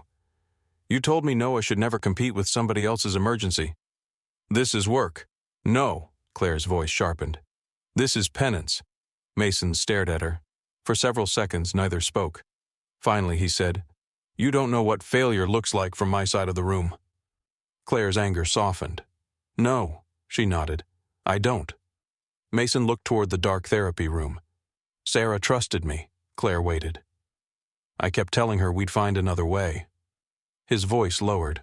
Another paper. Another specialist. Another method, he swallowed. I kept building things. Claire said nothing. Every time something worked for 3 days, I thought we had it. Mason laughed quietly. We never had it. Claire stepped closer. She got some things back. Not enough. Enough for what? He looked at her. Claire held his gaze. Enough for you. Mason said nothing. Enough for the doctors. Still nothing. Or enough for Sarah. That landed. Mason looked away. Claire continued more gently. You met Emma where she was. He looked back at her. You didn't demand that she become the person you imagined. Mason's breathing slowed. If you turn this program into a place where every child has to become Emma, you will destroy the exact thing that made you useful to her. He stared at Claire for a long moment. What was that? Claire answered immediately. You paid attention. The next morning, Mason met Luke's parents. No report between them, no hopeful language. Rebecca knew before he spoke. Her eyes filled. He's not responding. Mason shook his head. Not the way we hoped. Luke's father looked toward the therapy room. So that's it? No. Mason leaned forward. It means this approach may not be giving him what he needs. Rebecca pressed her lips together. What does he need? I don't know yet. She looked crushed. Mason continued. But I think we've been asking the wrong question. They both looked at him. We've been asking whether Luke can learn to map sound. Mason glanced through the glass. Luke sat on the floor, sorting colored tiles. What if we ask how Luke already communicates best? Rebecca wiped her eyes. He signs. Does he like signing? Yes? Then we build from there. Luke's father frowned. But the hearing? Mason nodded. We keep evaluating it. Then he said the thing he would not have been able to say weeks earlier. But hearing does not get to be the price of success. Rebecca looked at him. Mason's voice stayed calm. If Luke leaves here communicating more confidently, understanding his environment better, and feeling less pressure to perform for adults, that matters. The room became quiet. Luke's father looked down at his hands. Rebecca nodded slowly. Okay. Mason exhaled. Not relief, something close. The first media story appeared 11 days later. It was supposed to be local. A Seattle television station had learned that Claire Harrington's daughter was receiving unusual rehabilitation at a foundation funded by Harrington Dynamics. The first headline was restrained. By afternoon, the internet had rewritten it. Former security guard helps billionaire's deaf daughter hear another followed. Ex-Navy SEAL discovers what doctors missed. Then billionaire funds secret hearing program after daughter's miracle recovery. Mason saw the word miracle and swore. Claire was standing beside him. That bad? He turned the phone toward her. She read it. Her face hardened. I'll call communications. No. Claire looked at him. No, don't bury it. I wasn't planning to bury it. You were thinking about it. She folded her arms. I was thinking about correcting it. Good. The story exploded anyway. Families began calling, hundreds, then more. Some sent medical files without being asked. Some sent videos of children. Some left voicemails crying. Mason stopped listening after the 7th one. Not because he did not care, because he cared too much. The foundation's website crashed twice. Richard Kessler called an emergency board meeting. Claire arrived already angry. Richard was not. That made the room more dangerous. This is exactly why I requested formal governance controls. Claire sat. The controls exist. The public narrative is outpacing the clinical work. I agree. Richard looked surprised. Claire continued. We issue a statement today. No claims of cure, no claims of universal effectiveness, no language implying Mason acted alone. Richard tapped his pen. And his qualifications? Claire's eyes narrowed. What about them? Press has begun asking. Then answer honestly. That he was a temporary security guard. That he is a former Navy communications specialist, experienced caregiver program methodology director, and part of a team supervised by licensed clinicians. Richard looked at her.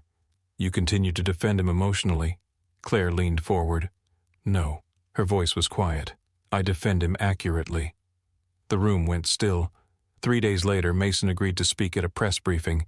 He hated the lights, hated the microphones, hated strangers asking about Emma as if they owned a piece of her because they had seen a headline. Claire stood near the side wall, Hannah beside her. Mason approached the podium. A reporter raised her hand immediately. Mr. Cole, do you consider yourself responsible for restoring Emma Harrington's hearing? Mason looked at her.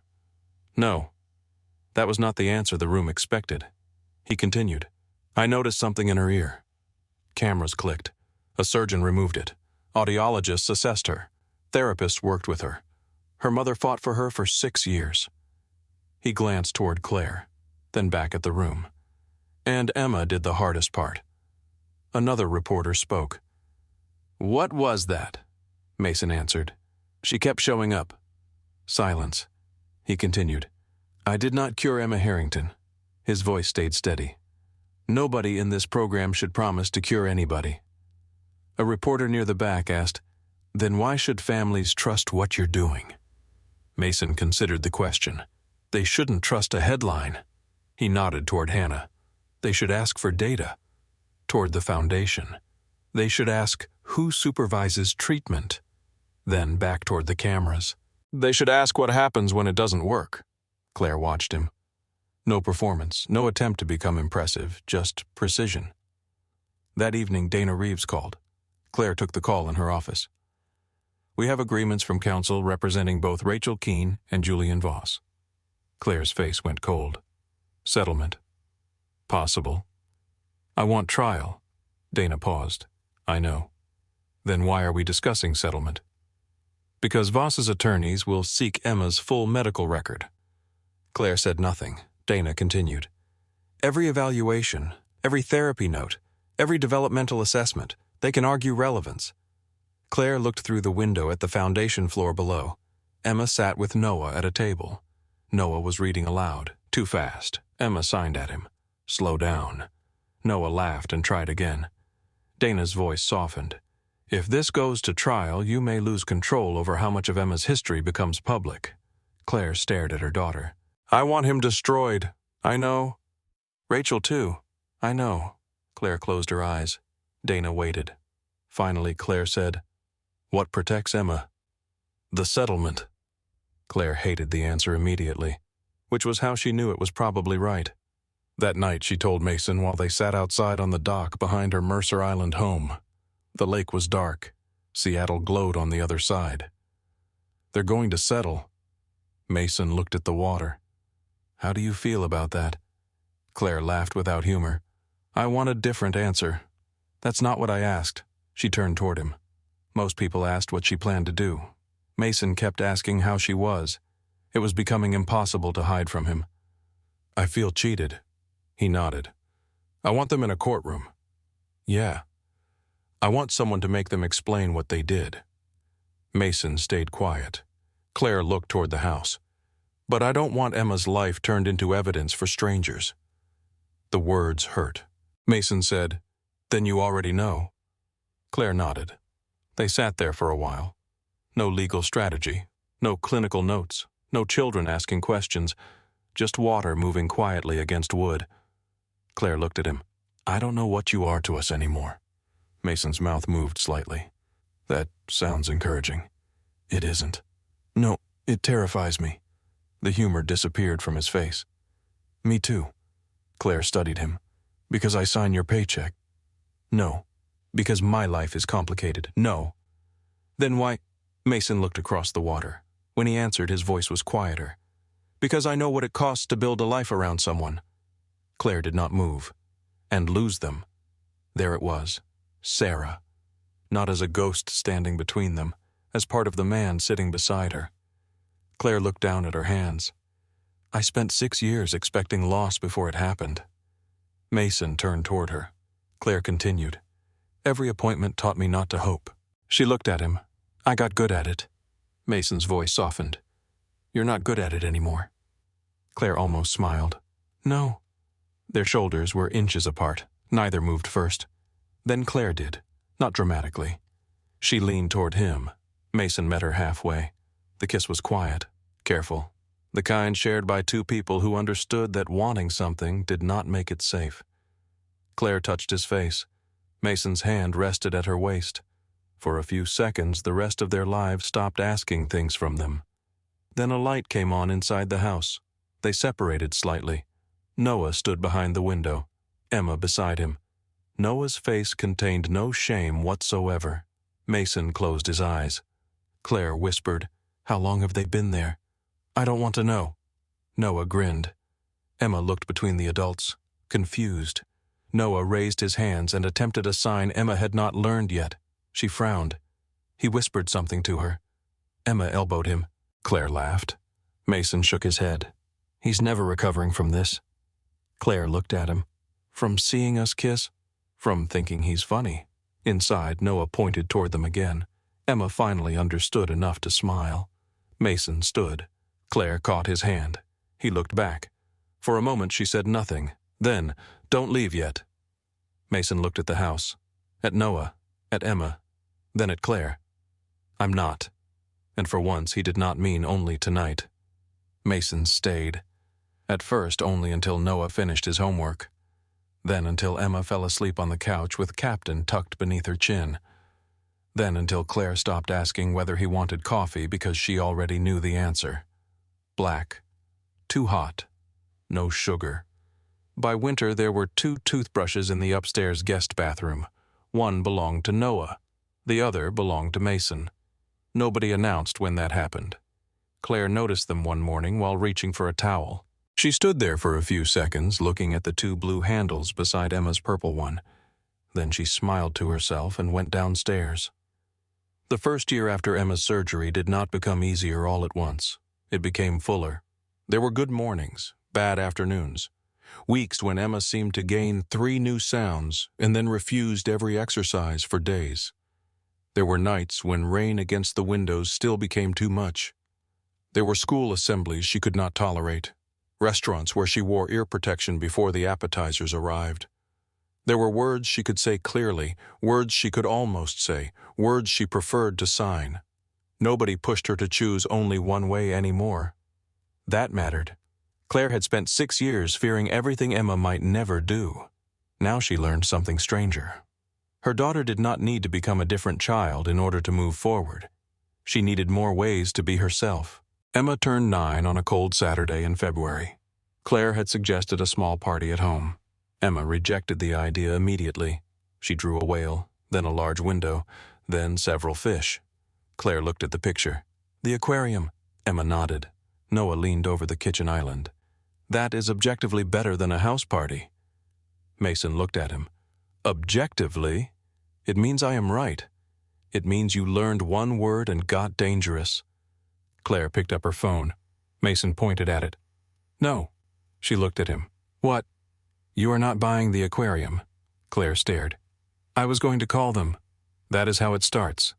Noah nodded gravely. First she calls, then she owns fish. Claire looked at Emma. Emma was laughing. Fine. She set down the phone. I'll rent a room like a normal person. Mason raised one eyebrow. You know how? No. Claire picked the phone back up. But somebody does. The party took place after regular closing hours in a private education room overlooking one of the largest tanks. Blue light moved across the walls. Schools of fish passed behind glass. Children from Emma's class arrived carrying gifts. Not employees' children. Not family friends selected by Claire. Emma's friends. That still felt new. A year earlier, Emma avoided children she did not know because communication exhausted her. Now a girl named Sophie ran toward her and signed hello before saying it aloud. Emma answered with both. Her speech was still careful, sometimes slow, sometimes slightly uneven. Nobody in the room cared. Noah stood near the entrance wearing a paper birthday hat he claimed he had been forced to wear. Mason had photographic evidence proving otherwise. Emma walked between groups with small noise-reducing headphones resting around her neck. She did not wear them all the time. She decided when. That had been one of Hannah's strongest rules. Emma controlled the volume of her own participation. If the room became too loud, she stepped into a quieter corner. If someone asked why she told them, sometimes in speech, sometimes in sign, sometimes with one look that made further explanation unnecessary. Claire watched from beside the cake table. Mason appeared next to her carrying 2 paper cups. "You've been staring for 10 minutes. Claire accepted the coffee. "I'm her mother." "That's not a defense." "Against what?" "Being weird." Claire looked at him. "You stood outside Noah's classroom for 20 minutes last month because he had to give a science presentation. That was surveillance. That was crying. I had something in my eye. Both eyes. Very aggressive dust." Claire smiled and looked back at Emma. Sophie was showing her something on a tablet. Emma laughed. The sound carried across the room. Claire still reacted every time. Not visibly anymore. Not usually. But something inside her always stopped. Mason noticed. He had stopped commenting on it months ago. That was one of the reasons she loved him. Some moments were too important to interrupt. Noah appeared in front of them holding a box. "Time." Mason looked at him. "Already? You said before cake." "I said maybe before cake." Noah's face fell. Mason sighed. "Fine." Emma noticed the box immediately. She came over. "What?" The word was clear enough that Claire smiled. Noah placed the box on the table. "Birthday present." Emma looked at Mason. He raised both hands. Mostly him. Noah opened the box. Inside was a small device mounted in a polished wooden frame. Emma touched the surface. Claire frowned. "What is it?" Noah looked offended. "Obviously an underwater vibration speaker." Claire looked at Mason. "Obviously." Mason crouched beside Emma. "We built a small transducer into the base." Claire gave him a look. "English," Noah interrupted. "You put it against a tank and it lets you feel the sounds through the surface." Emma's eyes widened. She looked toward the enormous aquarium window. Mason shook his head immediately. "Not that tank." Noah whispered. "We already discussed that." Emma looked disappointed. Mason smiled. "We made a safe version for your room." Emma touched the wooden frame again, then looked at Noah. "Your idea." Noah grinned. "Mostly." Mason said, "That is not how I remember the garage." Noah ignored him. Emma hugged him. Noah froze. He had become used to Emma touching him over the past year, but a hug was still different. He slowly put both arms around her. Claire looked away before she embarrassed them. Mason did not. He watched his son. Something softened in his face. Later, after the cake, Emma stood alone in front of the aquarium glass. A large ray passed slowly overhead. Blue light moved across her face. Claire joined her. Emma pointed. "Big." Claire smiled. "Very big." Emma touched the glass. She'd always done that. Not because she thought she could feel the animals through it. Because glass had once been one of the ways she understood whether the world around her was moving. Claire placed her hand beside Emma's. For a while they watched the fish without speaking. Then Emma said, "Mom." Claire turned. Emma was looking at the tank. "Whales talk far." Claire understood. "Yes," Emma thought. Then signed something Claire knew well. "Different." Claire nodded. "Different." Emma looked at her. "Still talk." Claire swallowed. "Yes." Emma returned her attention to the tank. Claire did not say anything else. She did not need to. 3 days after Emma's birthday, Mason stood inside the Harrington Hearing and Sensory Center reading the latest outcome report. 47 families had completed or were currently enrolled in some part of the program. The numbers were not dramatic in the way the press wanted. That was intentional. Some children showed measurable improvement in auditory mapping. Some developed better tolerance for environmental sound. Some gained more confidence combining tactile cues with speech. Others did not improve acoustically at all. The foundation reported those results too. Hannah had insisted. Mason had agreed before she finished the sentence. Claire's communications team hated it at first. People will focus on the failures. Claire had looked at the report. Then let them. The center did not sell miracles. That line had become a rule. Luke returned for a follow-up appointment that week. Mason had not seen him in nearly 2 months. Rebecca walked through the lobby holding his hand. Luke looked taller. Maybe he was not. Maybe he was simply less folded into himself. He spotted Mason, then raised both hands and signed rapidly. Mason understood most of it. "You look tired." Mason laughed. "That's rude." Luke grinned. Rebecca watched. "He practiced that." "I assumed." They moved into the family consultation room. Hannah joined them. Luke's hearing profile had changed very little. Minimal acoustic progress, no meaningful speech recognition. Months earlier, those sentences would have felt like failure. Now, Rebecca smiled as she described school. "He asks questions constantly." Mason looked at Luke. "That sounds terrible." Luke signed at him again. Rebecca laughed. "He says Noah is worse." "Accurate." Hannah reviewed the communication assessment. "His expressive signing has increased substantially." Rebecca nodded. "He used to wait for us to guess what he wanted." She looked toward Luke. "Now he tells us." Her voice changed. "Sometimes happiness and grief live too close together. I thought the whole reason we came here was to get him to hear." Mason said nothing. Rebecca looked at him. "You kept telling me you couldn't promise that." "I remember. I thought you were protecting yourself." Mason waited. She smiled faintly. "Maybe you were protecting us." Luke signed something to his mother. Rebecca watched his hands, then laughed. "What did he say?" Mason asked. She looked at him. "He said stop talking about him while he's sitting here." Mason nodded seriously. "He's right." Luke smiled.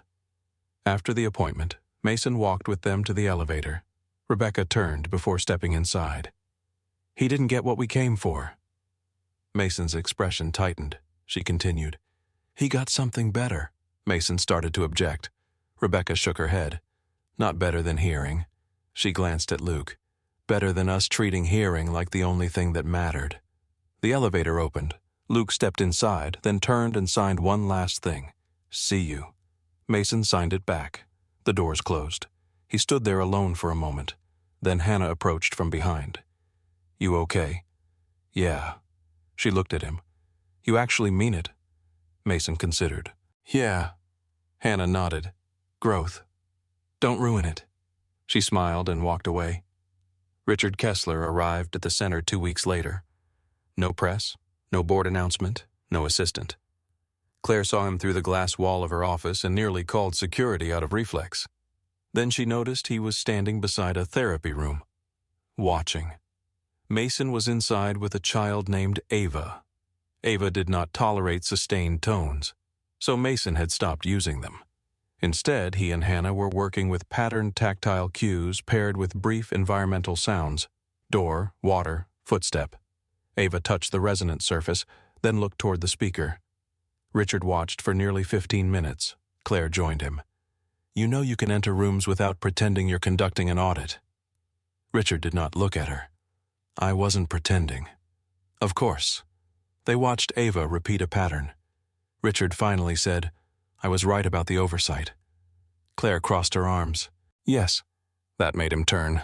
He had expected resistance. Claire continued. "The program needed external review." Richard looked back through the glass. "And conflict controls." "Yes." "Clinical boundaries." "Yes." He nodded slowly, then looked at Mason. "I was wrong about him." Claire waited. Richard glanced at her. "You're going to make me say it twice." "No." A small smile appeared. "I just wanted to enjoy it." Richard shook his head. "I still think you take unnecessary pleasure in board conflict." "Only when I'm winning." He looked through the glass again. "Mason's documentation has improved." Claire laughed. "You came here to compliment his paperwork." "I'm trying." "Keep going," Richard sighed. "He is good with children." Claire's expression softened. "Yes. And he understands his limits better than he did at the beginning." Claire looked toward Mason. Inside the room, Ava pushed the stop card toward him. Mason immediately stopped the sound. No argument, no disappointment. Ava took a breath. then pushed more. Mason started again. Claire watched.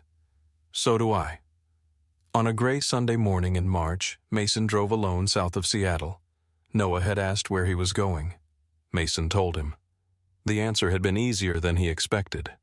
Sarah's cemetery sat on a low hill surrounded by cedar trees. The ground was wet.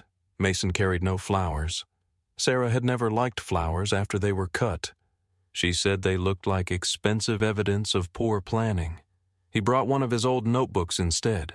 The cover was worn, pages bent. His handwriting filled almost every inch. Notes from years earlier, frequency ranges, questions for neurologists, Sarah's reactions to different sounds, things that worked, things that failed. He sat on the grass beside the headstone. For several minutes he said nothing.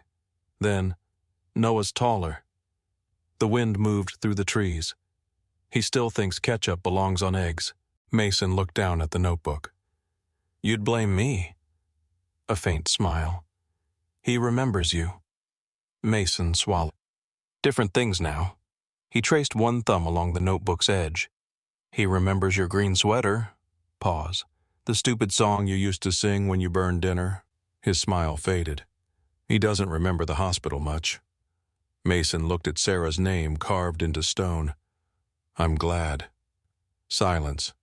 Then he set the notebook beside the marker. There's a girl named Emma. His voice became quieter. She's 9. He laughed softly. She has opinions.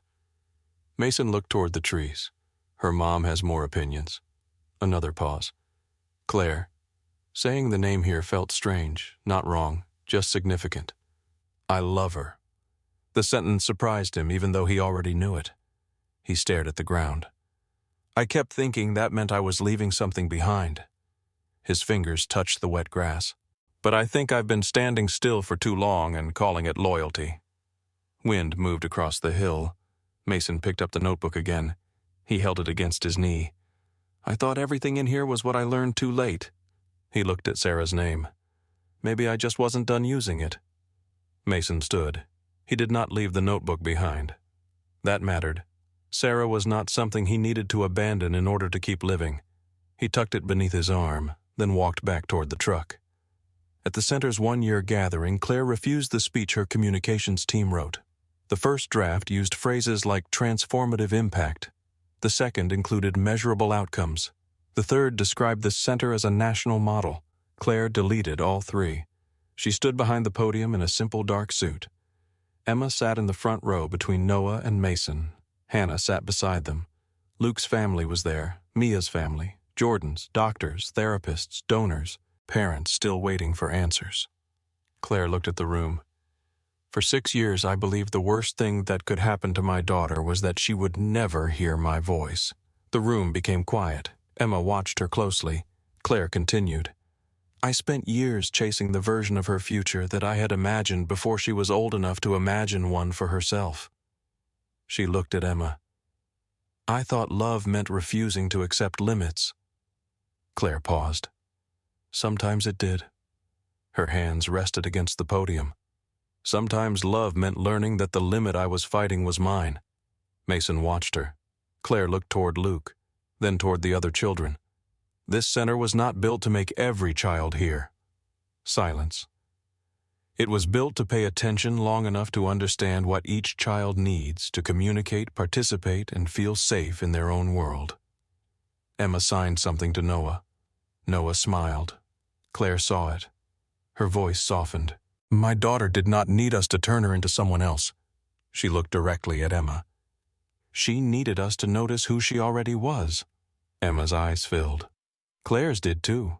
She smiled, then stepped away from the podium before anyone could make the moment larger than it needed to be. That evening, the 4 of them ate dinner at Claire's house. No staff, no catered meal. Claire was attempting pasta.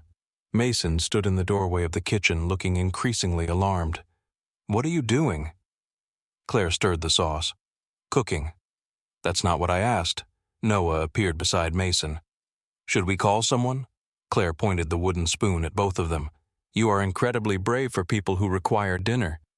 Emma sat at the island drawing. She looked up. Burning. Mason looked toward the pan. She can smell it. Emma shook her head, then pointed. A thin line of smoke was rising. Claire turned. Oh. Noah leaned toward Emma. See, this is why rich people need restaurants. Claire turned off the burner. Pizza. Mason nodded. Best decision you've made all evening? She looked at him. Leave my kitchen. Gladly. Later, after dinner arrived and Noah had eaten enough for 3 people, the house grew quiet. Emma sat at the kitchen island working on homework. Noah sat beside her pretending to work on his. Mason knew the difference. Claire rinsed dishes. Mason dried. Domestic life had arrived so gradually that none of them recognized the moment it stopped feeling temporary. Emma looked up from her paper. Mason, he turned. Yeah, she paused. Speech still required concentration when the sentence was unfamiliar. You stay, Mason smiled. Yeah, I'm staying tonight. Emma frowned. She shook her head, then signed. Always. Mason stopped drying the plate. Claire stopped rinsing. Noah looked down at his homework with exaggerated concentration. Mason crouched beside Emma. You mean here? Emma nodded. Always. She nodded again. Mason glanced at Claire, then back at Emma. If your mom wants me to. Claire turned off the water. That was cowardly. Mason looked up. I survived a long time by knowing when to call for backup. Noah whispered, good strategy. Claire pointed at him.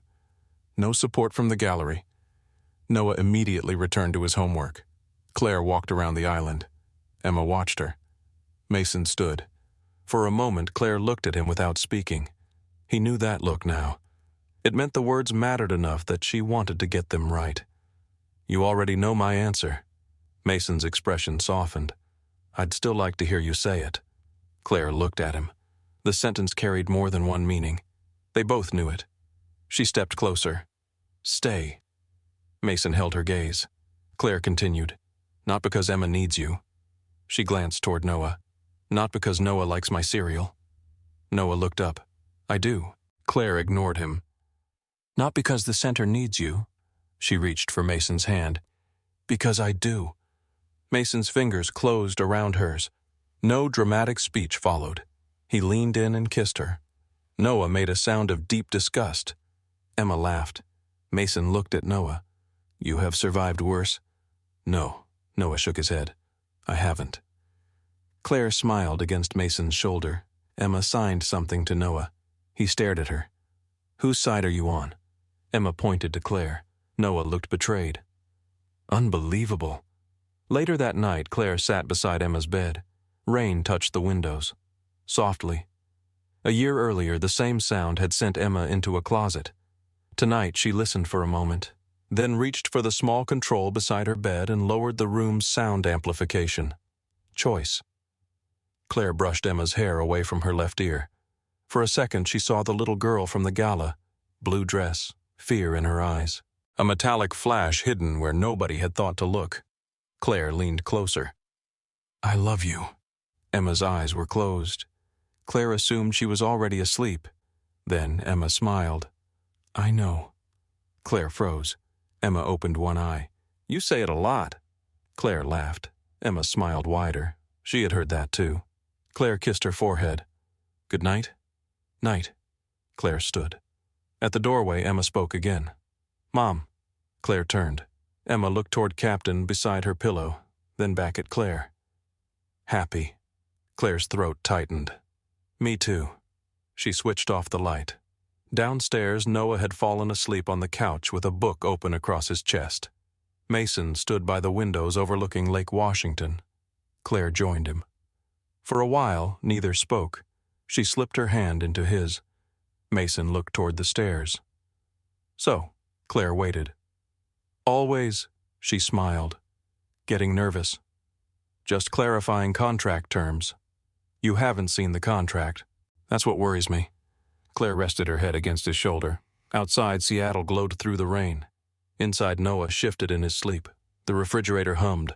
Water moved quietly through pipes. A year earlier, sounds like these had terrified Emma because they arrived without meaning. Now they were simply part of home. Then Emma's voice came from upstairs. Mom. Claire lifted her head. I'm coming. She took 2 steps. Another call. Mason. He looked toward the stairs. Yeah. A pause.